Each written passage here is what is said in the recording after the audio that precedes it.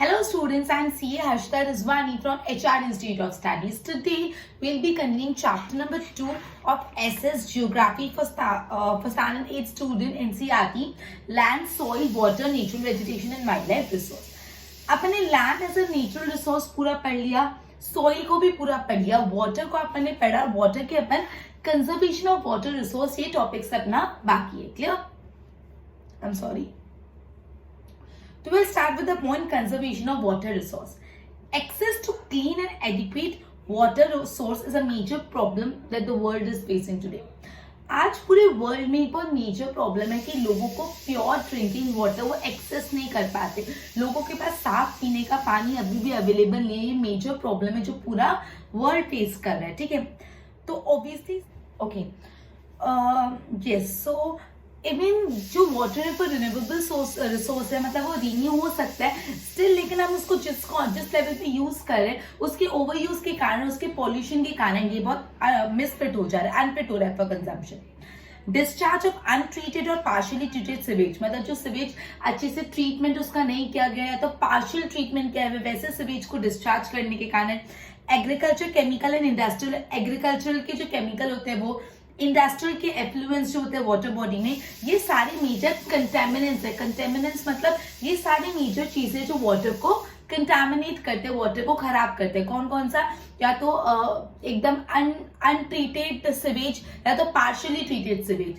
फिर जो agricultural chemicals होते हैं वो, जो इंडस्ट्री के एफ्लुएंस होते हैं वो, ये सारे क्या, ये सारी चीजें हैं जो पानी को कंटामिनेट करते हैं, कंटामिनेंट्स है. So what are the water contaminants पूछे तो discharge of untreated या partially treated sewage, agricultural, chemical और industrial effluent. Clear? They pollute water with nitrates, metal, मतलब ये पानी में नाइट्रेट्स, मेटल्स, पेस्टिसाइड ये सब डाल देते हैं. And most of this chemicals ये नॉन बायोडिग्रेडेबल होते हैं and reach human body through water. ये जो नाइट्रेट्स, ये जो पेस्टिसाइड्स, ये जो केमिकल पानी में चले गए मोस्टली नॉन बायोडिग्रेडेबल होते हैं, मतलब ये डिग्रेड नहीं होते और ह्यूमन बॉडी में थ्रू वाटर पहुंच जाते हैं. Clear? Water pollution can be controlled by treating this effluent before releasing them in the water body. अब आप क्या कर सकते हो, ये पानी को जब आप वाटर बॉडी में रिलीज करो उससे पहले ये सारे एफ्लुएंट्स जो कंटेमिनेंट्स उनको निकाल के फिर वाटर बॉडी में पानी को रिलीज करो, मतलब पानी को साफ करके फिर वाटर बॉडी में रिलीज करो. Forest and other vegetation cover slow down the surface turn off and replenish underground water. मतलब जो फॉरेस्ट होता है तो फॉरेस्ट से क्या होता है, वाटर रन ऑफ नहीं होता, मतलब वाटर बह नहीं जाता, रन ऑफ नहीं हो जाता, पानी ज्यादा से ज्यादा जमीन के अंदर पर्कुलेट होता है और जो ग्राउंड वाटर है वो रिप्लेनिश होता है, मतलब ग्राउंड वाटर का लेवल बढ़ जाता है. वाटर हार्वेस्टिंग भी एक मेथड है जो आप सरफेस रन ऑफ को कम करने के लिए यूज कर सकते हो. मतलब जो बारिश का पानी है वो रेन वाटर हार्वेस्टिंग जो अपन ने पढ़ा है, बारिश का पानी रूफ पे आएगा, रूफ से पूरा पाइप कनेक्टेड होगा और वो अंडरग्राउंड में पिट में पानी कलेक्ट होगा जिससे सरफेस रन ऑफ पानी का नहीं हो. Clear? The canal used for irrigation field should be properly lined to minimize the loss by water seepage. जो पूरा कैनल होता है, जो एक वाटर बॉडी से एग्रीकल्चर फील्ड तक पूरा कैनल आता है, उसको प्रॉपरली लाइन करो जिससे वेस्टेज नहीं हो, वाटर सीपेज नहीं, मतलब पानी बाहर नहीं निकल जाए. प्रॉपरली कैनल्स को लिंक करना है, लाइन करना है. Clear? Just a minute. Sprinkle effective irrigation in the area by checking water loss to seepage. and sprinkle method of irrigation use करो, देखना है आपको वाटर लॉस नहीं हो रहा.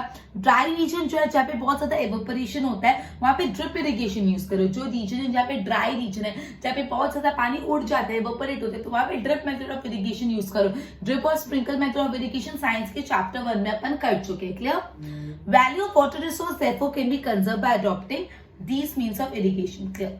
ओके, तो पानी कैसे बचाना है, तो ऑब्वियसली हम लोग ये बोल रहे हैं वाटर एक रिन्यूएबल रिसोर्स है, बट स्टिल अगर आप वाटर को ओवर यूसेज करोगे, अगर वाटर का ओवर कंजम्पशन करोगे तो ये बहुत अपने लिए अनफिट हो जाएगा कंजम्पशन के लिए. क्लियर? तो कौन कौन से कंटामिनेंट्स है, तो बेसिकली जो अनट्रीटेड सिवेज होता है या पार्शियली ट्रीटेड सिवेज जब डिस्चार्ज करते हैं, या तो एग्रीकल्चरल वेस्ट जो एग्रीकल्चरल केमिकल होते हैं वो, इंडस्ट्रियल एफ्लुएंस होते हैं, सब मेजर कंटामिनेंट्स होते हैं. क्लियर? और ये सारे कंटेमिनेंट्स से वाटर बॉडी में नाइट्रेट्स, मिनरल, पेस्टिसाइड ये सब चले जाता है। और ये मोस्टली जो वेस्ट होते हैं ना वो नॉन बायोडिग्रेडेबल होते हैं, वो सड़ते नहीं, डिग्रेड नहीं होते और वो ह्यूमन बॉडी तक पहुंचते हैं। Clear? So what we need to do is हम ये पानी को पहले से इसमें से एफ्लुएंट निकाल के फिर ही वाटर बॉडी में डिस्चार्ज करें। फॉरेस्ट जो होते हैं वो सरफेस रन ऑफ को कम करते हैं, पानी जो बहता है उसको सरफेस से कम करते हैं और ज्यादा से ज्यादा पानी ग्राउंड वाटर में स्टोर करते हैं, जिससे ग्राउंड वाटर का लेवल रिप्लेनिश होता है। Isn't it? उसके बाद रेन वाटर हार्वेस्टिंग कंसेप्ट भी अपन यूज कर सकते हैं सरफेस रन ऑफ वाटर को रोकने के लिए। Drip method of irrigation, sprinkle method of irrigation, ये सब फॉलो करना है। क्लियर? ये वाटर एज अ रिसोर्स भी कंप्लीट हुआ। अब अपना नेक्स्ट है natural vegetation and wild life. Okay, let's read. Some school children were visiting on an exhibition on a handicraft. कुछ स्कूल के बच्चे एक एग्जीबिशन में गए थे, हैंडीक्राफ्ट प्रोडक्ट, मतलब हाथ से प्रोडक्ट बने हुए थे उसके। Article in the exhibition were collected from different parts of the country. Mona picked up a bag and exclaimed, this is a beautiful bag. Mona ने एग्जीबिशन से एक बैग उठाया और बोला ये बैग बहुत ही ज्यादा ब्यूटीफुल है। Yes, it is made up of jute. Teacher ने बोला ये बैग किससे बना हुआ है? जूट से बना हुआ है। Do you see those basket, lamp shades and chair? These are made up of, उसके टीचर ने बताया वो बास्केट, लैम्प्स, शेड, चेयर्स वो सब दिख रहे हैं, तो वो सारे किससे बने हुए? बाम्बू और केन से बने, उसकी टीचर ने उनको बताया। In the eastern and northern eastern humid region of India, मतलब जो इंडिया का ईस्ट पार्ट है और नॉर्थर्न ईस्टर्न पार्ट है इंडिया का, वहां पे बहुत ज्यादा बाम्बूज ग्रोथ है, राइट?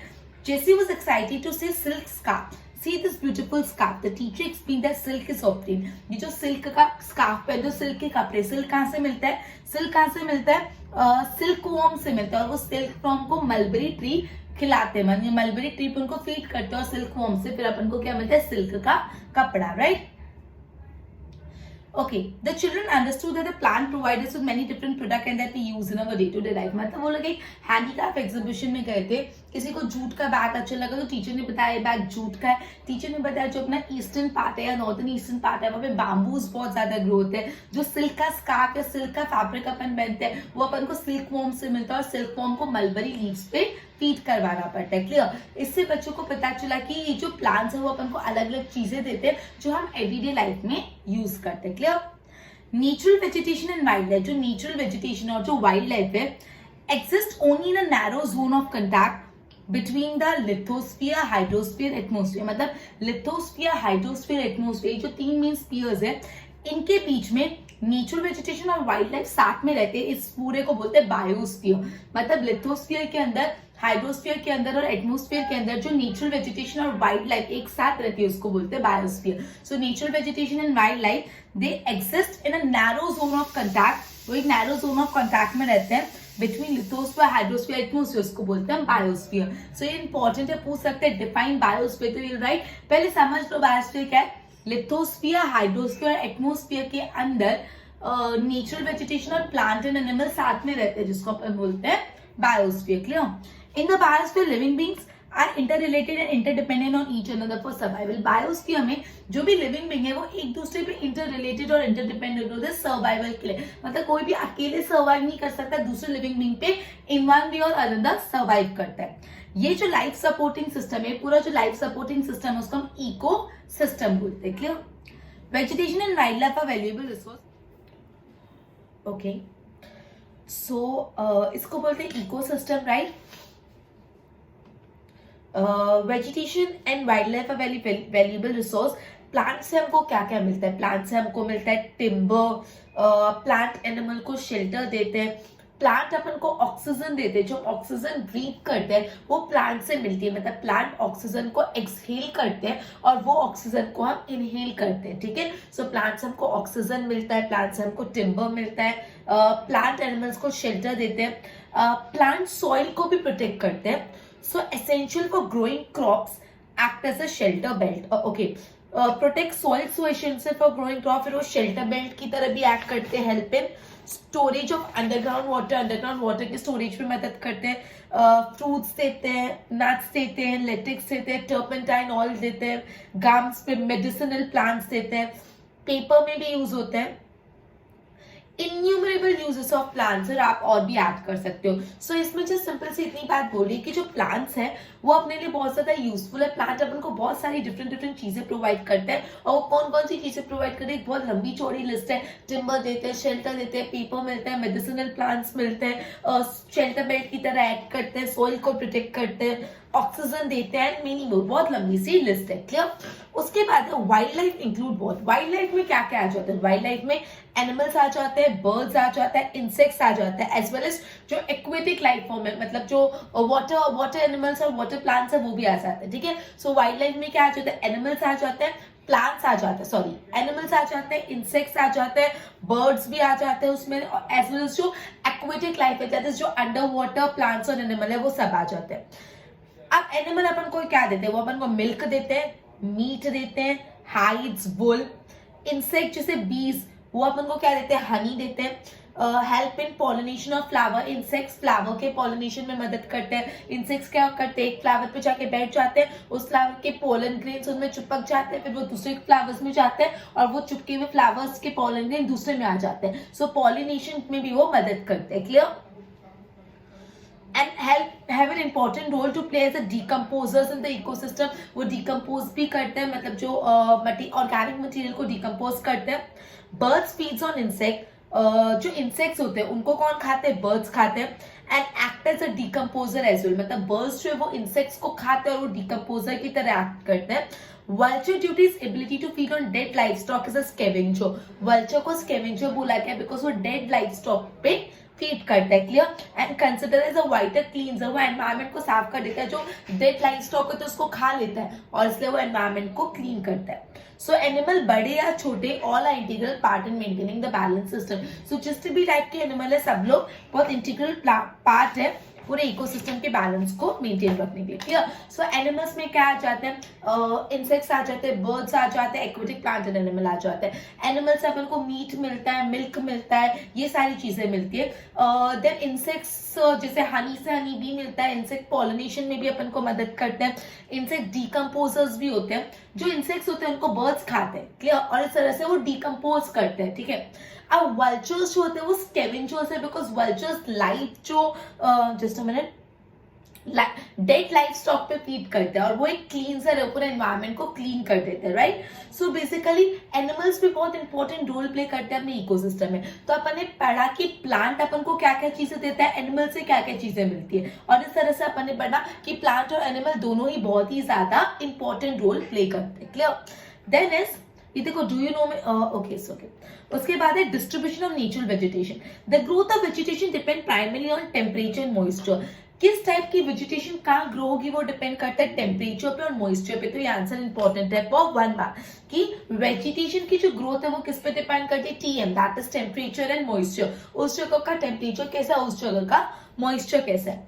मेजर वेजिटेशन टाइप कैसे? फॉरेस्ट होते हैं, ग्रासलैंड होते हैं, स्कर्ब्स होते हैं और तुंद्रा. तो अगर आपको मेजर वेजिटेशन की टाइप कौन सा अगर पूछे तो फॉरेस्ट आ जाएगा, ग्रासलैंड आ जाएगा, स्क्रब्स आ जाएगा और tundra. In area of heavy rainfall, huge tree may thrive. The forest that is associated with the area having abundant water supply. तो forest कहाँ पे होगा? जिस एरिया में बहुत ज्यादा water supply होगा. As the amount of moisture decreases, the size of tree and the density reduces. Okay, short stunt trees and grassy grow in the region of moderate rainfall. जिस reason में average rainfall होती है, moderate rainfall होती है, वहां पे छोटे छोटे ट्रीज ग्रो होते हैं. ठीक है. और छोटे छोटे ग्रासेस ग्रो होते हैं. जहाँ पे हैवी रेनफॉल होती है वहां पे बड़े बड़े फॉरेस्ट ग्रो होते हैं. जहाँ पे मॉडरेट रेनफॉल होती है वहां पे छोटे छोटे प्लांट्स ग्रो होते हैं. क्लियर. शॉर्ट ट्रीज ग्रो होते हैं. क्लियर. और वो ग्रासलैंड बनाते हैं. राइट. एंड जहाँ पे एकदम लो रेनफॉल होती है वहां पे एकदम थ्रोनी श्रब्स ग्रो होते हैं, एकदम तीखे श्रब्स ग्रो होते हैं. Clear. In such area plants have a deep root. ऐसे एरिया में प्लांट के बहुत डीप रूट्स होते हैं. थॉर्नी वेक्सी सरफेस होता है and reduces loss of moisture through transpiration. और इनकी सरफेस ऐसी होती है जिससे ट्रांसपिरेशन से पानी नहीं जाता. Tundra vegetation of cold polar region comprise. Tundra vegetation usually cold polar region में होती है और उसमें क्या आता है? Mosses and lichen. So students, जहां एरिया में बहुत हैवी रेनफॉल, पहले तो अपन ने ये पढ़ा कि वेजिटेशन की ग्रोथ कौन से दो फैक्टर्स पर डिपेंड करती है, टेम्परेचर और मॉइस्चर में।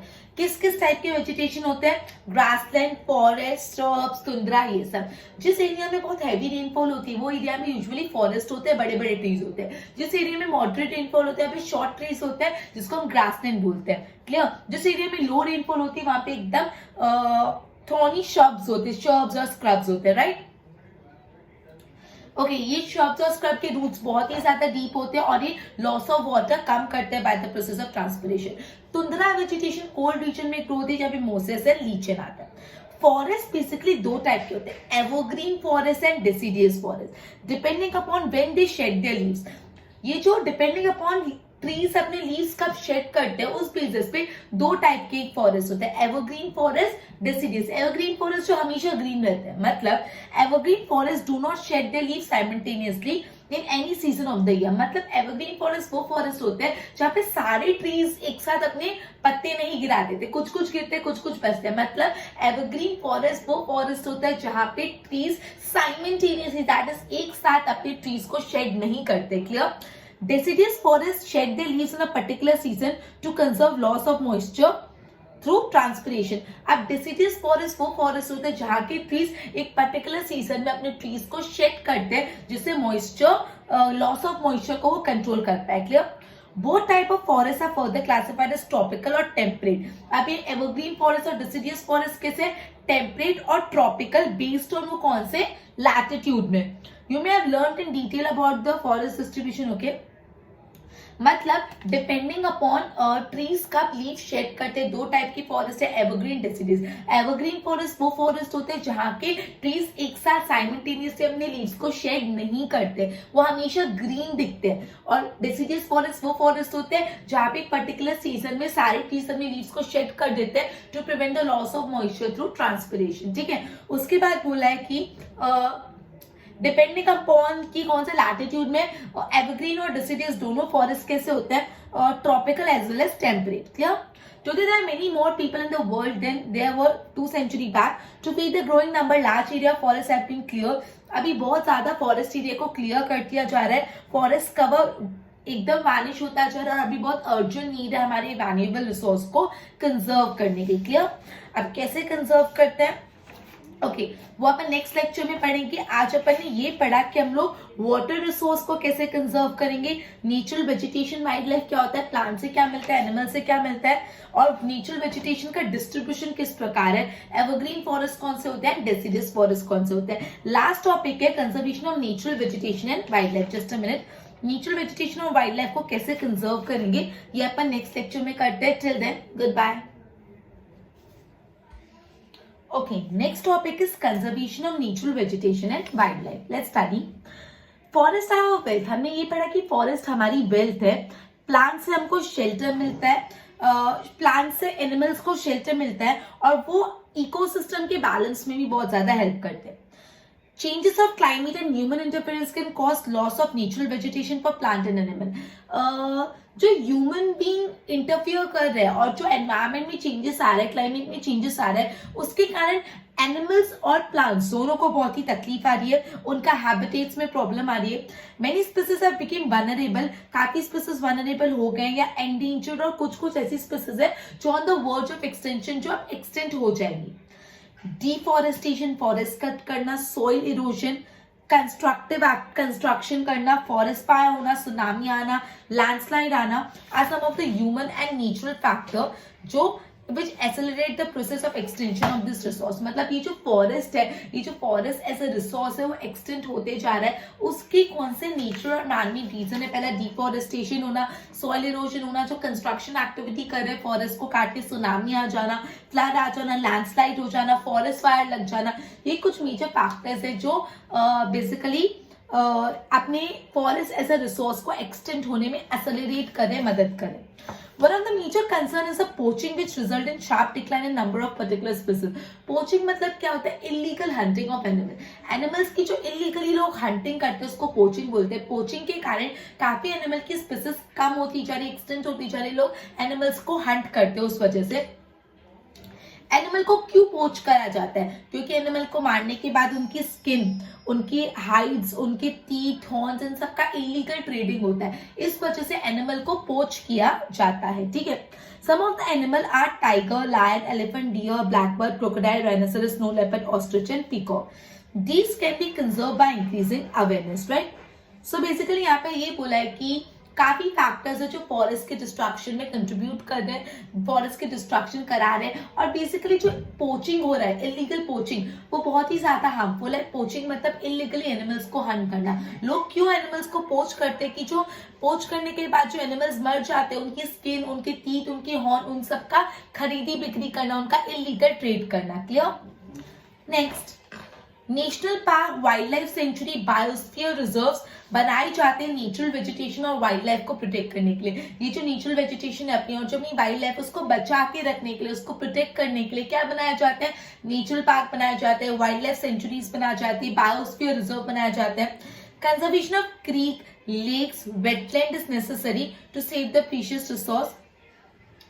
There's a balance in the environment if the relative number of species is not disturbed. मतलब जो भी अलग अलग प्लांट और अलग अलग एनिमल की स्पीसीज है, अगर हम उनको डिस्टर्ब नहीं करेंगे तो एनवायरमेंट में बैलेंस मेंटेन होगा। लेकिन ह्यूमन एक्टिविटी के कारण in every part of the world has disturbed the natural habitat of many species. लेकिन ह्यूमन एक्टिविटी के कारण पूरे वर्ल्ड में काफी ज्यादा स्पीसीज के हैबिटेट्स को डिस्टर्बेंस हुआ है। Due to the indiscriminate killing several birds and animal have became extinct और on the verge of extension. जो आजकल लोग इलीगल किलिंग कर रहे हैं एनिमल्स की, उस वजह से काफी स्पीसीज ऑफ द बर्ड्स और एनिमल या तो एक्सटेंट हो चुके हैं या तो एक्सटेंट होने के कगार पे, वर्ज पे। अब क्या कर सकते हैं हम? अवेयरनेस क्रिएट करो, सोशल फॉरेस्ट्री प्रोग्राम, वन महोत्सव, ये सारे प्रोग्राम से अवेयरनेस क्रिएट करो। स्कूल चिल्ड्रन को एनकरेज करो कि ज्यादा से ज्यादा वो नेचर कैंप्स में जाए और ये सब चीज को अप्रिशिएट करे। Many country have passed a law against the trade as well as killing of birds and animal.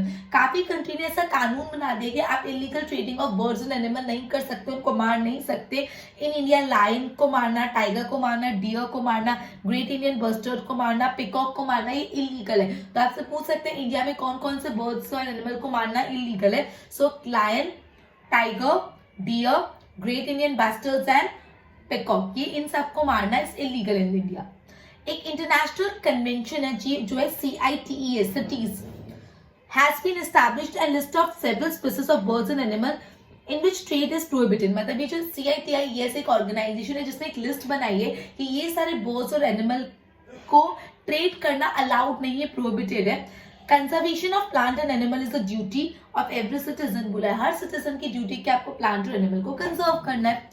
Okay, सो सबसे पहले तो अपन को यहाँ पे ये बोला है कि डिफॉरेस्टेशन के कारण, सॉइल इरोजन के कारण, कंस्ट्रक्शन एक्टिविटी, फॉरेस्ट के कारण ये forest as a resource damage हो रहा है। क्लियर? पोचिंग भी बहुत एक मेजर इशू है। इलीगली हम एनिमल्स को हंट कर रहे हैं। क्यों पोचिंग करते हैं? जिससे उनकी स्किन, हाइट, ये सब हम बेच पाए। क्लियर? हम लोग बेच पाए, मतलब इसलिए वो करते हैं। सो हम क्या कर सकते हैं? National park, sanctuaries, wildlife reserve, biosphere reserve बनाओ ज्यादा से ज्यादा। क्लियर? उसके बाद लोग काफी इलीगल हंटिंग करके जो नेचर का बैलेंस है उसको डिस्टर्ब करते हैं। सोशल फॉरेस्ट्री, वन महोत्सव ऑर्गेनाइज करो। काफी कंट्रीज ने लॉ पास किया है कि कुछ एनिमल्स को किल करना इलीगल है। जैसे इंडिया में peacock, great Indian bustard, lion, tiger को किल करना इलीगल है। फिर CITES एक ऑर्गेनाइजेशन है जिसने एक लिस्ट बनाई है प्लांट और एनिमल की जिनको किल करना इज नॉट अलाउड या प्रोहिबिटेड। क्लियर? अब ये ग्रॉसरी में आप देख रहे हो नेशनल पार्क क्या होता है। नेशनल पार्क एक natural area designated to protect the ecological integrity की डेफिनेशन है जो आपको लर्न करनी है। सिटीज का फुल फॉर्म नीचे आप देख सकते हो CITES, the convention of international trade in endangered spices, wild fauna and flora. ये CITES का फुल फॉर्म आपको लर्न करना है। Clear? With this, we'll be ending our chapter, and along with this, we are also ending our lecture. In our next session, we'll be starting with a new chapter. Till then, goodbye.